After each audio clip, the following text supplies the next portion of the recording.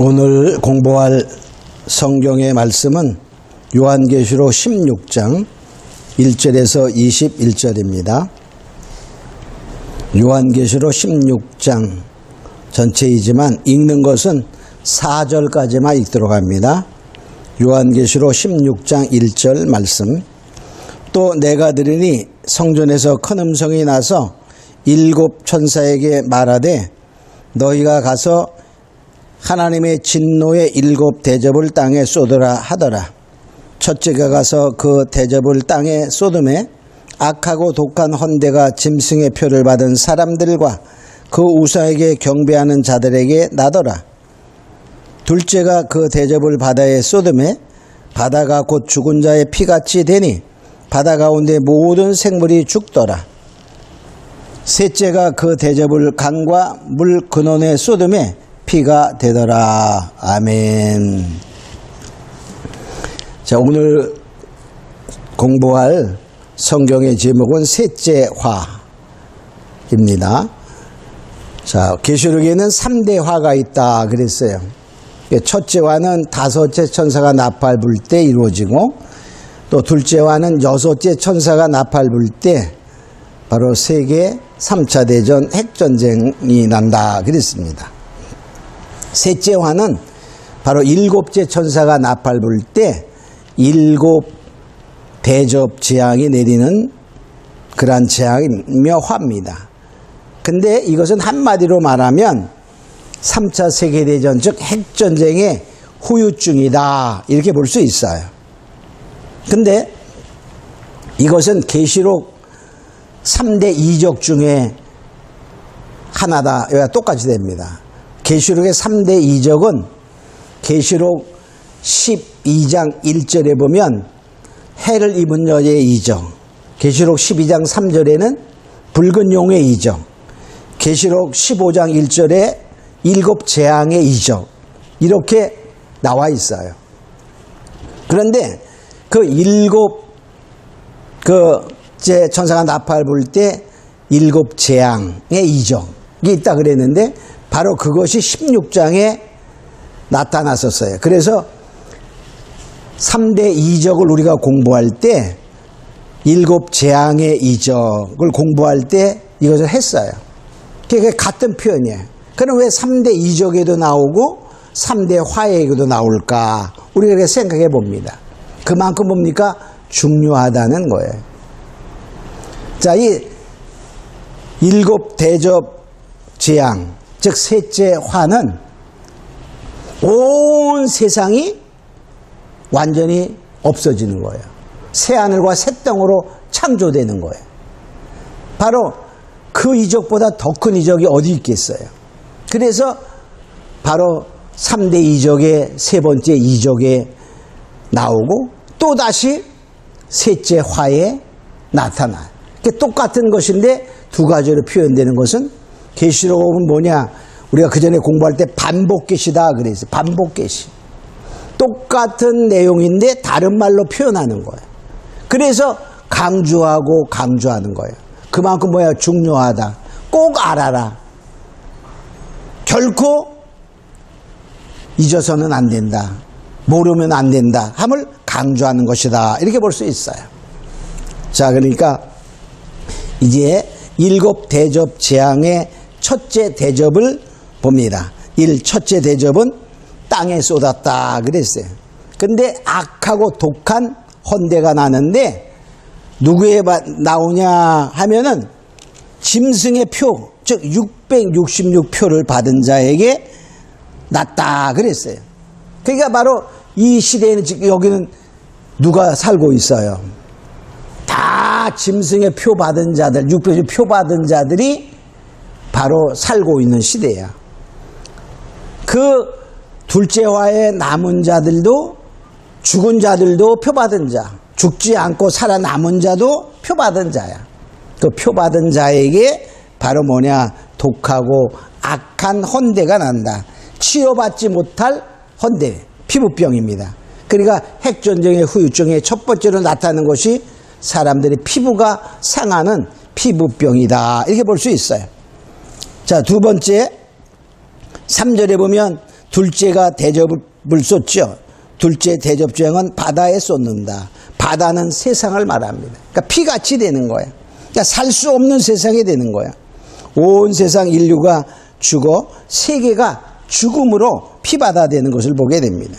핵전쟁이 일어났을 때 전쟁으로 3분의 1이 죽고 거기에 그 나타나는 여러 가지 방사능의 피해라든가 어떠한 정말 살아남았지만 많은 병이 들고 몸이 망가진 그러한 사상, 죽은 자도 있지만 상한 자도 있다 그 말이에요. 그들이 또 계속 죽어가서 3분의 1, 즉 3분의 2가 죽는 그런 상태로 되죠. 또 세 번째 4절에 보니까 셋째 대접재앙은 셋째 대접을 강과 물의 근원에 쏟았다 그랬어요. 강과 물의 근원에 쏟으니까 모든 물이 피가 되었다고 말합니다. 모든 물이 피가 되었다는 말은 그 물들이 다 오염되는 거예요. 그래서 먹을 수 없어요. 그 물을 통하여 죽음이 초래됩니다. 근데 그것을 우리는 이렇게 말합니다. 여기 4절에 보니까 성도들의 자 여기 5절에 보면 자 심판하심이 의로우시다 하면서 6절에 자 선지자들과 성도들과 선지자들의 피를 흘렸으므로 저희가 피를 마시게 함이 합당하다. 그러니까 성도들과 선지자의 피를 그들이 흘렸어요. 그러니까 결과적으로 선지자들과 성도를 죽인 것처럼 그들도 그 오염된 물, 피로 인하여 죽임을 당하는 즉 하나님의 피의 신원하심을 볼 수 있습니다. 또 네 번째 대접을 땅에 쏟는 것은 결과적으로 8절에 보니까 대접을 해에 쏟았다 그랬어요. 해에 쏟으니까 해가 권세를 받아 불로 사람을 태운다 그랬어요. 해가 권세를 받습니다. 우리가 전번에도 한번 이거 자세히 했지만은 핵전쟁이 나면 어떻게 된다고 그랬죠? 맨 처음에 핵폭발이나 이런 폭발로 인해 큰 분진이 핵먼지가 많이 올라가게 됩니다. 이게 하늘을 덮어서 하늘에 그 과학자나 군사 전문가들에 의하면 바로 하늘 햇빛의 99%를 차단한다. 그렇게 말해요. 그러니까 결과적으로 뭐죠? 완전히 암흑의 세계가 되는 거야. 그래서 결과적으로 해가 몇 달 동안 비추지 못하니까 지구의 온도는 냉각시대가 돼요. 그것을 핵겨울이라 이렇게 표현하게 됩니다. 근데 그와 동시에 그 핵먼지가 확 올라갈 때 거기에 많이 올라가는 그러한 분자 중에 탄산가스가 있습니다. 일산화탄소가 있어요. 일산화탄소. 즉 산소가 하나인 탄소죠. 일산화탄소라 그래. 일산화탄소. 그거를 원자로 표현하면 CO가 돼. CO. C는 탄소, O는 산소입니다. 자, 거기에다가 좌우에 가면 오존층이 있어요. 오존으로 대기권 위에 오존층이 이렇게 있는데 그 오존층이 일산화탄소하고 만나게 됩니다. 그 오존은 원소로 말하면 그 O3야, O3.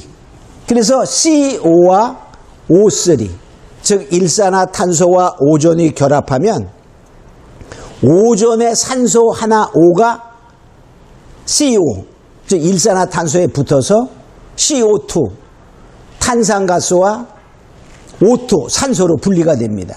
그래서 오존층이 완전히 파괴가 되는 거예요. 오존층이 완전히 파괴되면 어떻게 되나. 그리고 이제 얼마 후에 그 분지는 공기보다 무거우니까 내려오게 됩니다. 내려와서 다 가라앉으면 이제 다시 햇빛이 비치게 되죠. 햇빛이 비치게 됐을 때 오존층이 파괴됨으로 말미암아 그 햇빛이 들어올 때 적외선, 자외선이 하나도 걸러지지 않고 그냥 통과해서 사람들에게 닿게 됩니다. 그러면 그 자외선이 바로 이 피부를 태우는 거야. 우리가 해안가에도 가면 자외선이 강해서 바로 피부가 상해요. 타요. 그래서 바로 햇빛에 가서 우리가 해변가에 가서 피부를 태우면 막 물집도 생기고 피부가 망가지는 것처럼 그런 상태가 아주 심해져요. 피부가 파괴되는 그러한 일이 일어나게 되죠. 이것을 가리켜 해가 권세를 받아 사람을 태운다. 이렇게 보면 됩니다. 그러니까 이건 과학적으로도 맞는 거예요. 자, 그러면 그러니까 결과적으로 뭡니까? 사람들이 막 그냥 노출되어 있으면 다 피부가 망가지고 막 썩어가는 거야. 망가져서. 스가랴 10장 12절에 이렇게 표현하고 있습니다. 예루살렘을 친 모든 백성에게 여호와께서 내리실 재앙이 이러하니 곧 섰을 때 그 살이 썩으며 그 눈이 구멍 속에서 썩으며 그 혀가 입속에서 썩을 것이요.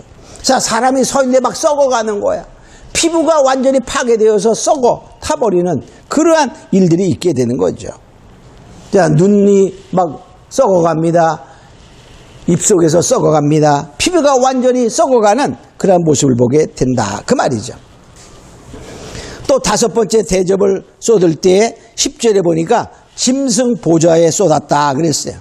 짐승 보좌에 쏟으니까 나라가 어두워졌다 그랬어요. 짐승 보좌가 어디입니까? 세상입니다. 그러니까 아까도 얘기했지만 핵분진이 다 내려오기 전에까지는 뭡니까? 완전히 어둠의 세계가 되는 거야. 그러니까 짐승의 보좌 세상 통치 그 짐승의 보좌 세상이 어두워지고 암흑세계가 된다. 그런 말이에요. 그와 동시에 뭡니까? 아픈 것과 종기로 인하여 하나님을 원망했다. 그러니까 핵전쟁 후유증으로 여러 가지 병들이 생겨나죠. 햇빛은 차단되어서 정말 핵겨울같이 추워집니다. 온 피부가 상합니다. 그 원망하는 거예요. 왜? 하나님의 은혜가 없으니까 원망밖에 나오는 게 없어요. 그러면 순서가 다르지 않냐? 아까 한 그 해에 쏟은 거하고 짐승 보좌에 쏟은 거하고 순서가 다르지 않냐? 이건 사람의 시간표를 보면 순서가 다르게 나온 것 같지만 하나님의 시간으로 보면 언제나 모든 과거나 현재나 미래도 다 현재성입니다. 그래서 하나님의 표현은 우리가 알아야 돼요. 우리의 시간표로 계산하는 게 아니라 하나님의 이렇게 바라볼 때에는 바로 똑같은 시간입니다. 그래서 여기 넷째 대접과 다섯째 대접의 순서가 바뀐 것 같지만 실제는 바뀌어도 아무런 상관이 없어요. 우리가 이거를 하나님의 시간표로 볼 수 있는 시각이 필요한 것을 알 수 있습니다. 또 여섯째 대접을 쏟았다. 그러니까 큰 강 유브라데에 쏟았다 말합니다.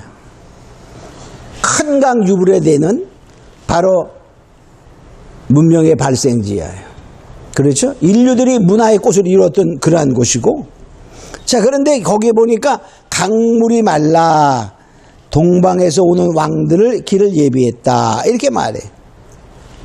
근데 여기서 강물이 말랐다 그런 말은 물이 말라요. 그러니까 물이 실제 자연적으로도 물이 마르면 오기 불편하잖아요. 옛날에는 뭐 교통수도 나빴어요. 근데 그거보다는 하나님의 은혜의 물이 마르니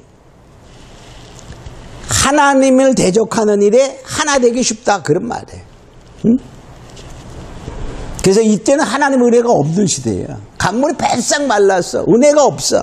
그러니까 하나님을 대적하는 아직까지 살아남은 왕들이 하나님을 대적하기 위하여 한 곳으로 모이는 것을 말합니다. 근데 그때 역사하는 것이 개구리 같은 더러운 영이다 그랬어요. 개구리 같은 더러운 영이 용의 입과 짐승의 입과 거짓 선지자의 입. 그러니까 용과 적그리스도 짐승과 거짓 선지자가 하나 되는 거야. 근데 왜 개구리 같은 더러운 영이라 그랬냐? 우리 개구리는 그냥 보면 그렇게 더럽다고 볼 수 없지요? 근데 개구리 영적으로 보면 아주 더러운 자입니다. 뭐에? 우리는 오직 예수 하나를 믿고 하늘을 향해 살아가야 되는 것이 성도인데, 개구리는 뭐죠? 물에도 있다가 물 밖에 땅, 무새도 있다 왔다 갔다 하는 거야. 그러니까 결과적으로 이걸 영적으로 보면 이래도 좋고 저래도 좋고 예수도 좋고 우상도 좋고 이러한 더러운 영의 표현이다라고 볼 수 있어요. 그러니까 결과적으로 그 더러운 그 영들, 거짓 선지자의 입, 용의 입, 즉 짐승의 입에 다 있으니까 다 일치가 잘 되죠. 결과적으로 그들의 말을 듣고 아마겟돈이라는 그러한 곳으로 봅니다. 아마겟돈은 뭐죠? 살육의 산이야. 그러니까 하나님이 아마겟돈으로 싹 모여게 만들어 놓고 하나님이 그냥 진로의 대접을 쏟아버려서 그냥 멸절시키는 거예요. 하나님을 대항하는 전쟁이 이루어진 것이 아니라 그냥 하나님이 한 곳으로 모여 살육의 산, 아주 살육해버리는 거야. 쓸어버리는, 멸절시키는 그런 것에 모아서 다 파괴하는 것입니다. 자, 그래서 결과적으로 뭐냐, 이제 그렇게 모아놓고 하나님이 일곱째 대접을 공기에 쏟았다. 그 말, 공기에 쏟았다는 말에 온 세상에 쏟는 거야. 자, 온 세상에 쏟으니 큰 지진이 나고 큰 성이 세 갈래로 갈라졌다. 이렇게 말해. 19절에 보니까 큰 성이 세 갈래로 갈라지고, 그래. 18절에 지진을 보니까 이 같은 큰 지진이 없었다. 그 전에도 지진은 많이 있었어요. 그죠? 그러나 이 같은 지진은 없단 말이에요. 세계를 완전히 파괴하는 지진을 말하는 거야. 그래서 결과적으로 뭡니까? 19절에 보니까 만국의 성들도 무너지니 큰 성 바벨론이라, 만국의 성, 온 세상이 다 무너진다. 그런 말이에요. 또 20절에 보니까 섬도 없어지고 산악도 간데 없더라. 그러니까 온 세계가 완전히 변하는 거예요. 완전히 파괴되는 그러한 바로 일곱대 제접을 통하여 완전히 하나님의 진노가 이제 이 세상을 완전히 바꾸는 거야.